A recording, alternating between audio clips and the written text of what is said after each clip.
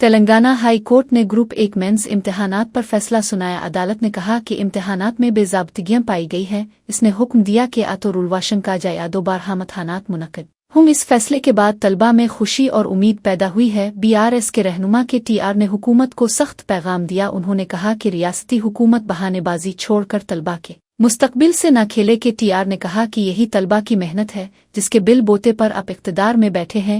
उन्होंने जोर दिया कि हुकूमत तलबा के साथ सियासी खेल न खेले। उनके मुताबिक इंसाफ के तकाजे पूरे करने के लिए फौरी इक़दामात ज़रूरी हैं। के TR ने हुकूमत से अपील की कि वो तलबा को इंसाफ दे और उनके एतमाद को बहाल करे।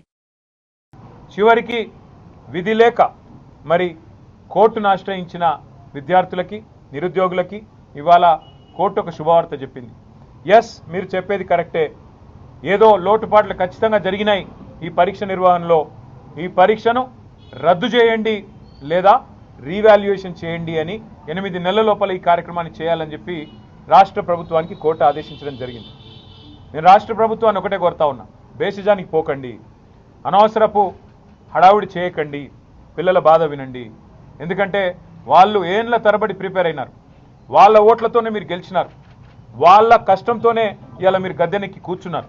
వాళ్ళకు అన్యాయం చేయకండి, వాళ్ళను ఏదో రాజకీయ రంగు పులిమి వాళ్ళని ఇలా అడ్డం పెట్టుకొని గలీజ్ రాజకీయం చేయొద్దని చెప్పి నేను కోరుతా ఉన్నా. కోర్టు చెప్తా ఉంది, మేం చెప్పట్లేదు. तेलंगाना के वजीर आला के चिदम्बरम राव के दौर में पालमोरो रंगारडी उठापोतेला मंसूबा के तकरीबन 90% काम मुकम्मल हो चुके हैं। बाकी 10% काम के लिए ज़मीन का हुसूल भी मुकम्मल कर लिया गया है। वजीर शहरी तरक्की के TR का कहना है कि ये बाकी काम रेवंत रेड्डी की नीयत से मुकम्मल नहीं किया जा रहा। उन्होंने बताया कि रेवंत रेड्डी चाहता है कि अगर ये 10% काम मुकम्मल हुआ तो सिर्फ के चिदम्बरम राव का नाम शोहरत पाए। इस नीयत के सबब मंसूबे को बरवक्त मुकम्मल नहीं किया जा रहा। कि TR ने वाज़ेह किया कि अवाम के चिदम्बरम राव का नाम कभी नहीं भूलेंगे। उन्होंने मंसूबे की बरवक्त तकमील पर जोर दिया ताकि अवामी खिदमत में ताख़ीर न हो। इस मंसूबे की अहमियत इलाके की तरक्की और शहरी सहूलियात में बहुत ज़्यादा है। कि TR ने मुताल्लिका हुक्काम को काम की रफ्तार बढ़ाने की हिदायत दी। ये मंसूबा तेलंगाना की तरक्की में सन मील साबित होने वाला है. వాస్తవం ఏంది అంటే పెద్దలు కేసీఆర్ గారి నాయకత్వంలో పాలమూరు రంగారెడ్డి ఎత్తిపోతల పథకం కింద 90% పనులు పూర్తి చేసి రిజర్వాయర్ల నిర్మాణం పూర్తి చేసి మరి ఇప్పటికే భూసేకరణ గాని ఇప్పటికే చేయాల్సిన అన్ని కార్యక్రమాలు కూడా పూర్తి చేసి ఒక వడ్డిచ్చిన విస్తర్లాగా అప్పజెప్పి రేవంత్ రెడ్డి గారికి కాంగ్రెస్ ప్రభుత్వానికి అప్పజెప్పి మేము గద్దె దిగాం డిసెంబర్ 23లో. ఇప్పుడు కేవలం రేవంత్ రెడ్డి గారు చేయాల్సిన పనల్లా ఒక 10% పని పూర్తి చేసి కాలువలు పూర్తి చేసి నీళ్లు బ్రహ్మాండంగా తీసుకునే అవకాశం ఉంది, ఇచ్చే అవకాశం ఉన్నది. మరి ఆ పని చేయకుండా రేవంత్ రెడ్డి గారు ఏం చేస్తున్నారు? ఎక్కడ వెంటనే పూర్తి చేస్తే ఇదంతా కేసీఆర్ గారు కట్టిన కరివేనా, ఇదంతా కేసీఆర్ గారు కట్టిన వట్టెం రిజర్వాయరు, ఇది కేసీఆర్ కట్టిన ఉద్దండాపూర్ రిజర్వాయరు, ఇది కేసీఆర్ గారి ప్రభుత్వం కట్టిన నార్లాపూర్ రిజర్వాయరు అని చెప్పి, ఏదుల రిజర్వాయరు అని చెప్పి ప్రజలకు గుర్తొస్తుంది. రైతులు శాశ్వతంగా మళ్ళీ కేసీఆర్ గారి పేరుని మర్చిపోకుండా గుండెల్లో పెట్టుకుంటారు అనే ఒక ఆలోచనతో, ఒక దురాలోచనతో ఆయన కావాలని పాలమూరు రంగారెడ్డి ఎత్తిపోతల పథకాన్ని ఇవాళ పనులు చేయకుండా దాన్ని పడావు పెట్టిన పరిస్థితి మొత్తం ఉమ్మడి. रेवंत रेड्डी पर इल्जाम है कि वो शर्म के बगैर ये दावा कर रहे हैं कि मेलुना सागर प्रोजेक्ट राजशेखर रेड्डी ने तामीर किया था। हकीकत यह है कि प्राणहिता चीवाइल्ला प्रोजेक्ट की असल तजवीज़ में मेलुना सागर शामिल नहीं था। साबिक वजीर हरीश राव ने कहा कि रेवंत रेड्डी अवाम को गुमराह करने की कोशिश कर रहे हैं। उन्होंने वजाहत की कि मेलुना सागर बाद में अलहदा मंसूबे के तौर पर सामने आया। हरीश राव के मुताबिक प्राणहिता चीवाइल्ला प्रोजेक्ट की तफसीली रिपोर्ट DPR को CWC ने मुस्तरद कर दिया था। उनका कहना था कि रेवंत रेड्डी सियासी फायदे के लिए हकायक को मस्ख कर रहे हैं। उन्होंने कहा कि ऐसे बयानात अवाम में गलत फहमियां पैदा कर रहे हैं। हरीश राव ने याद दिलाया कि असल प्रोजेक्ट का मकसद तेलंगाना के कई अजला को पानी मुहैया करना था। उन्होंने मुतालबा किया कि हुकूमत हकायक को अवाम के सामने साफ साफ रखे। हरीश राव ने कहा कि प्रोजेक्ट्स पर सियासत करने के बजाय अवामी मुफाद को अव्वलीन तरजीह दी जानी चाहिए. నిన్న ఒక మాట మాట్లాడుతూ ఏమన్నాడు, మల్లన్న సాగర్ కట్టింది కూడా వైఎస్ రాజశేఖర రెడ్డి అంటాడు. హరే రామచంద్ర, 2008-9 అదొకసారి వీడియో చూపిపోయి మళ్ళీ ఎందుకైనా మంచిది, మీరు ఎవరైనా చూసిండ్రో లేదో. చూసిందా మళ్ళొకసారి మీకు క్లారిటీ.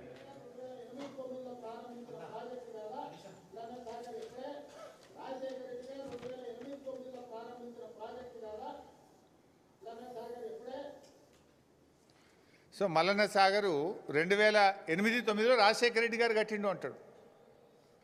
యాక్చువల్గా ఆనాటి ప్రాణహిత చేవెళ్ళలో ఇది ఉందా ప్రాణహిత చేవెళ్ళది ఇది ప్లాన్ యాక్చువల్గా ఆ రోజు.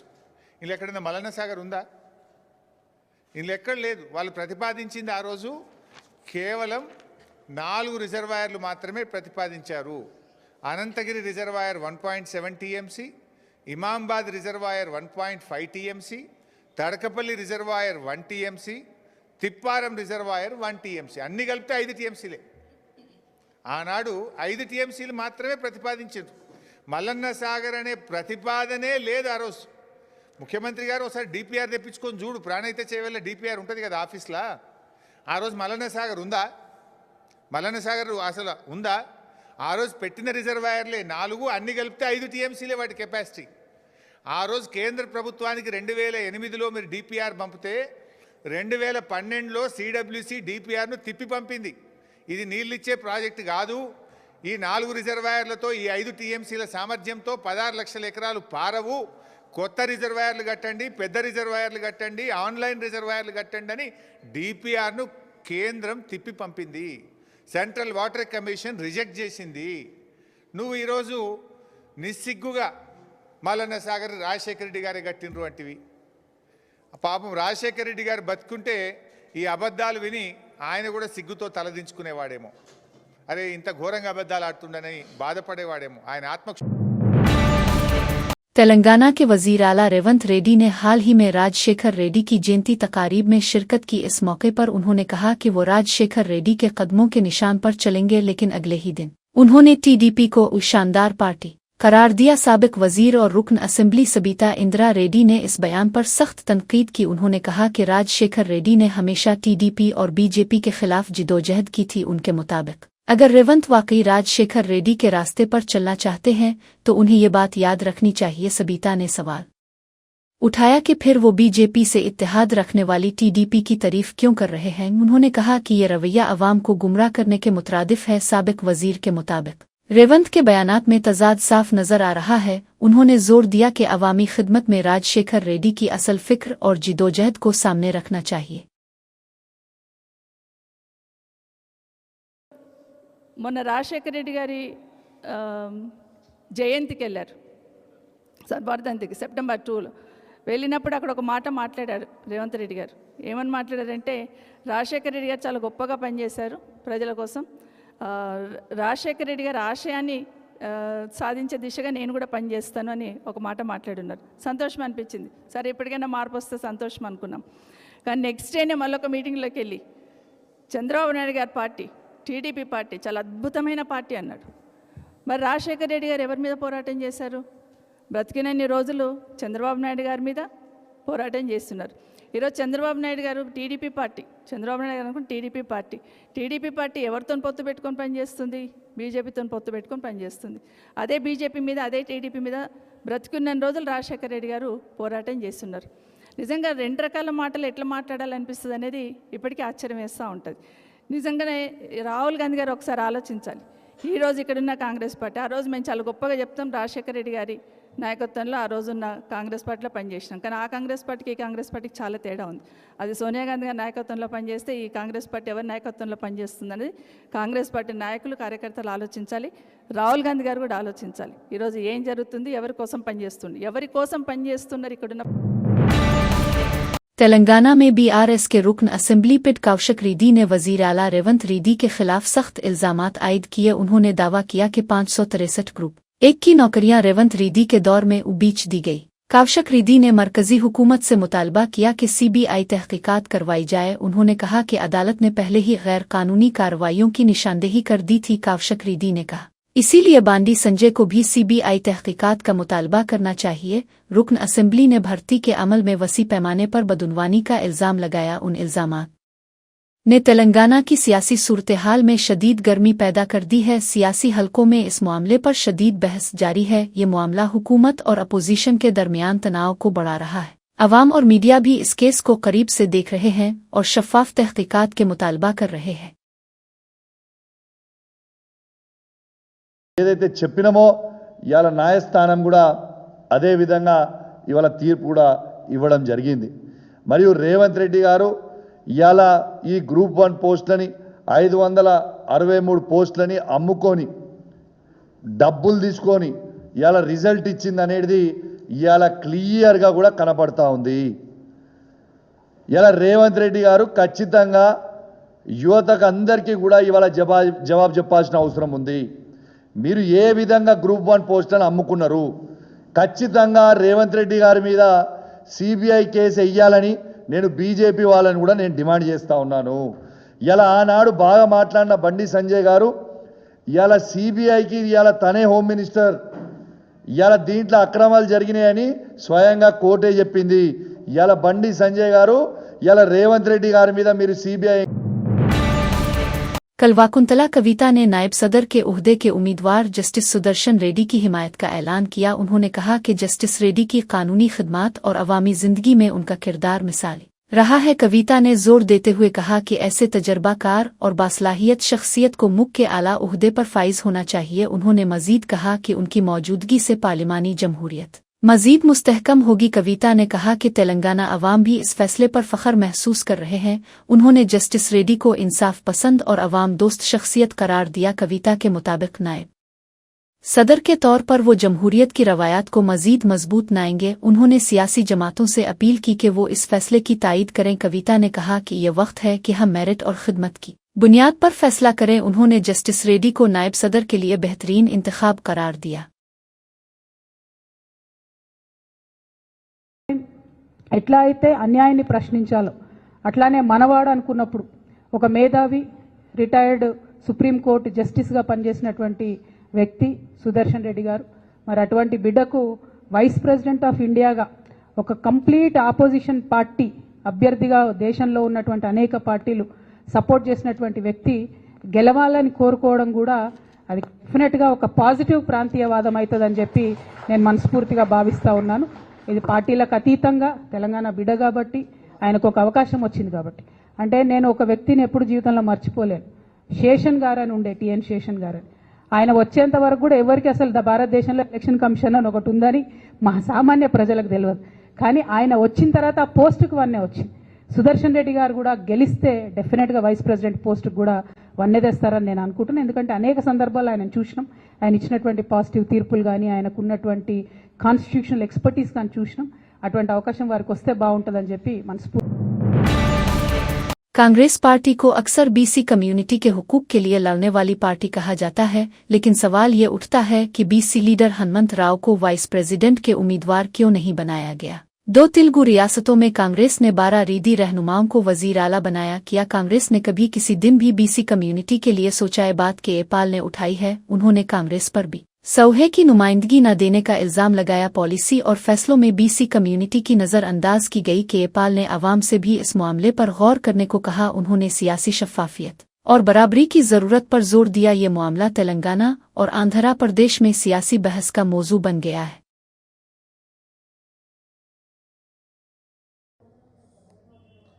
తెలంగాణ కాంగ్రెస్ పార్టీ ఇండియా కూటమి సుదర్శన్ రెడ్డి గారిని దేశానికి వైస్ ప్రెసిడెంట్ చేయాలని నామినేట్ చేశారు. ఈరోజు సెప్టెంబర్ 9th ఎలక్షన్.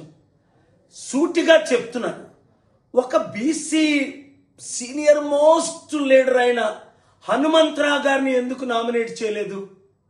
42% బీసీలు ఉన్నారని 50 నుంచి తగ్గించి మేము బీసీల కొరకు పోరాటం చేస్తామని పెద్ద కబుర్లు ఆడుతున్నారు ఈ కాంగ్రెస్ పార్టీ.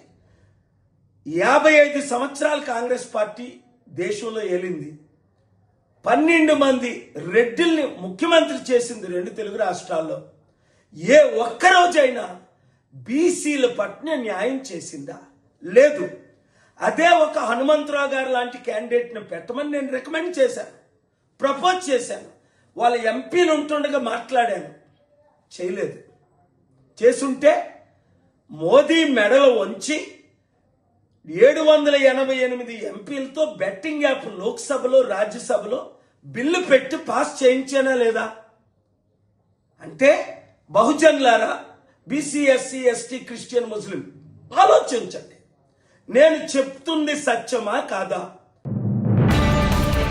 हैदराबाद में एक एक्साइज कांस्टेबल पर इल्जाम है कि इसने फिल्मी सितारों को हरासा किया। कांस्टेबल ने उन्हें जाली मुनशियात के केस में फंसाने की धमकी दी। इसने कई स्टोर्स के घरों का दौरा किया और रकम की तलब की। कांस्टेबल ने खबरदार किया कि अगर पैसा न दिया गया तो वो मुनशियात बरामद होने का झूठा दावा करेगा और केस दर्ज कराएगा। मुलजिम की शनाख्त आमा महेश्वर राव के नाम से हुई, जो पुलिस इंस्पेक्टर बनकर पेश आया। फिल्मी सितारे हरासा होने पर हैदराबाद पुलिस से शिकायत दर्ज कराई। पुलिस ने आमा महेश्वर राव को हिरासत में लेकर पूछगुछ शुरू कर दी। तफ्तीश कार्य जांच रहे हैं कि आया उसके पीछे किसी और का हाथ था। वाकया ने फिल्म इंडस्ट्री में खौफ और तशवीश पैदा कर दी। पुलिस अवाम और सेलिब्रिटीज को यकीन दिला रही है कि इंसाफ फराहम किया जाएगा।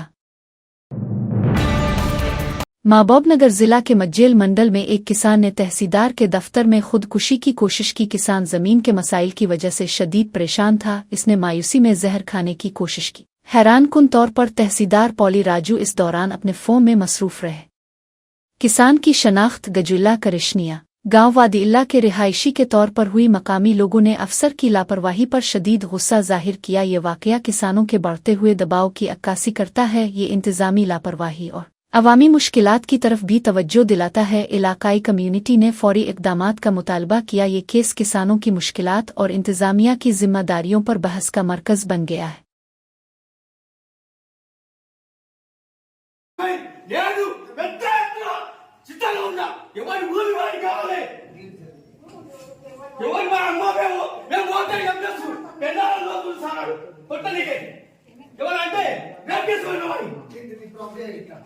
నేను మా అమ్మ సస్తా వెంటనే అధికారులు స్పందించి కలెక్టర్ పోయి కూడా మందు డబ్బా తీసుకొని అధికారులు ఎమ్మెల్యే ఎవరి భూములు వాటికి ఇవ్వాలి. ఇవ్వకపోతే వెంటనే ఆఫీసులో దిగుబడి చేసి మేము మందు డబ్బాతో చచ్చిపోతాం. నా పిల్లలు పెళ్లిలోకి చూడు అధికారులు మాట్లాడండి అధికారులు ఎమ్మెల్యే राजनुआ सरसीला जिला के किसान जरी अवपाशी के लिए बिजली न होने की वजह से मुश्किलात का शिकार हैं। मसला गुम्बेरावपेट मंडल के मिलली रेडी पीता वागो के मुजाफात में बरकरार है। सैलाब के दौरान बरक़ी खंबे टूट गए और बिजली की लाइनें मुनक़ते हो गईं। कई दिन गुजरने के बावजूद अफसरान ने मुरम्मत का काम शुरू नहीं किया। फसलें खुश्क होने लगी जिससे किसान बेबस हो गए हैं। किसान अपने खर्च पर टर्कटर्स और जनरेटर किराया पर लेकर पानी दे रहे हैं। ये अक़दाम उनकी मायूसी और हुकूमती लापरवाही को जाहिर करता है। किसानों की जिदोजहद मकामी इंतजामिया के लिए एक इंतहाई खबरदार पैगाम है। मकामी लोग और किसान मुतालबा कर रहे हैं कि फौरी तौर पर बिजली की बहाली की जाए। ये सूरत हाल ज़राअत और किसानों की रोज़मर्रा ज़िंदगी पर बुरा असर डाल रही है।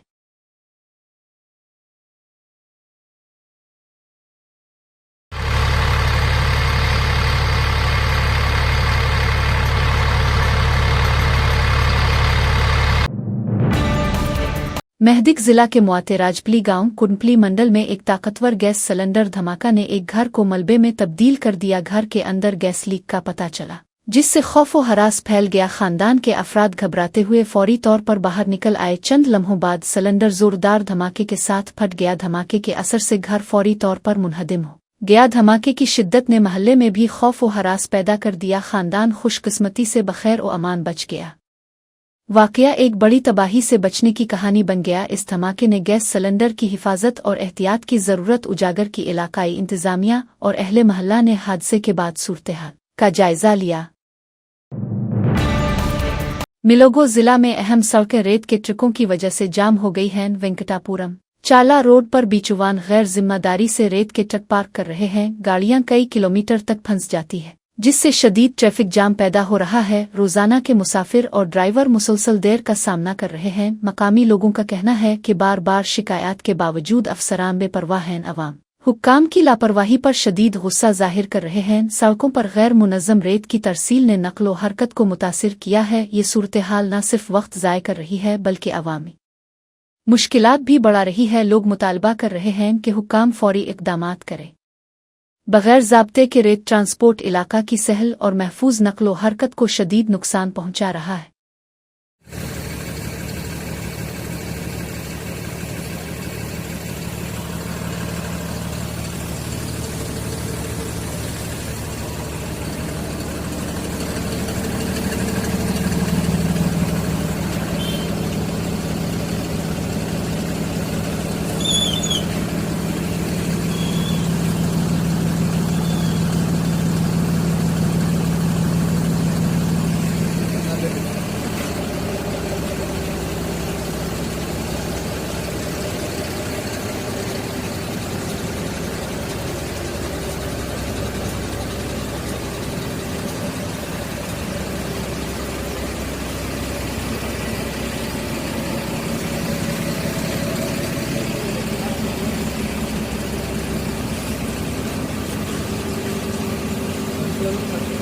सद्दीपीत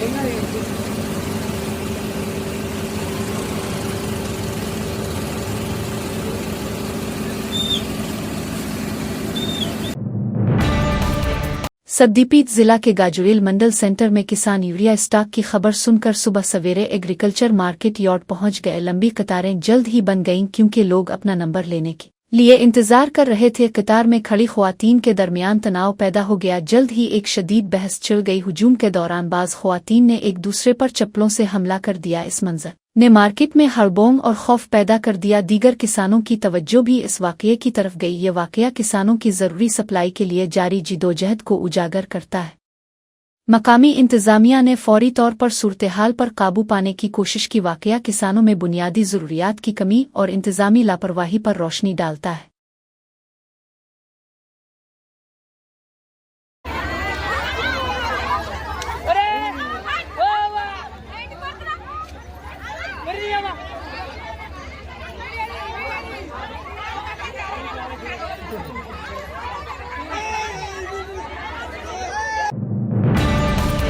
टेक्सास के शहर डलास के करीब एक सड़क पर भारतीय कम्युनिटी की जश्न मनाने की वीडियो रिकॉर्ड करने वाले शख्स को हदफ बनाया गया। ये कार्रवाई तेलुगु टीडीपी के हामियों ने की। उन्होंने इस शख्स के काफी शॉप पर झूठे इल्जामात लगाकर मनफी जायजे दिए। उनका मकसद इस शख्स की साख और कारोबार को नुकसान पहुंचाना था। वीडियो में दिखाए गए जश्न से मुताल्लिक कोई मसला नहीं था। मकामी कम्युनिटी में इस वाकया पर तशवीश पाई जाती है। सोशल मीडिया पर भी इस शख्स के खिलाफ मनफी प्रोपेगेंडा किया गया। काफी शॉप के मालिक ने कानूनी कार्रवाई करने का इंदिया दिया है। वाकया अमरीकी कवानीन और शहरी हुकूक के तनाजुर में भी अहम समझा जा रहा है। इससे मकामी कम्युनिटी में तहफ़्फ़ुज़ और आज़ादी इजहार के मसाइल पर बहस छिड़ गई है।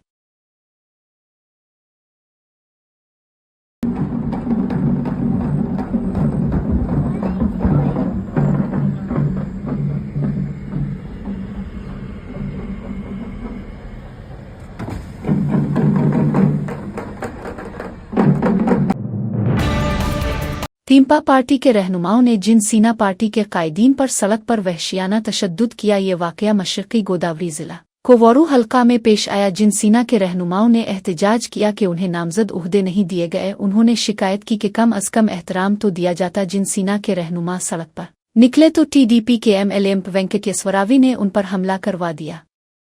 रहनुमाओं को शदीद मारपीट का सामना करना पड़ा। हमले में कई लोग जख्मी हुए। वाकये के दौरान पुलिस ने भी मुतफर्रिक ग्रोहों को मुंतशिर करने की कोशिश की। इस वाकये ने सियासी कशीदगी और तशद्दुद के मामलात को बढ़ा दिया। अवाम और मकामी रहनुमाओं में इस वाकये पर सख्त रद्द अमल पाया गया।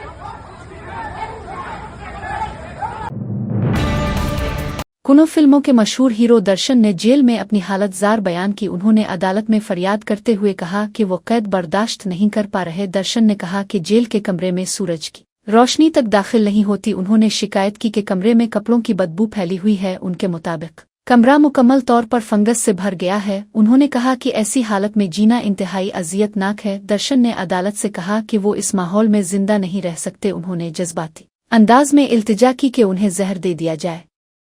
अदाकार ने कहा कि जेल की जिंदगी उनके लिए नाकाबिल बर्दाश्त है। उनकी ये बात सुनकर अदालत और अवाम दोनों हैरान रह गए।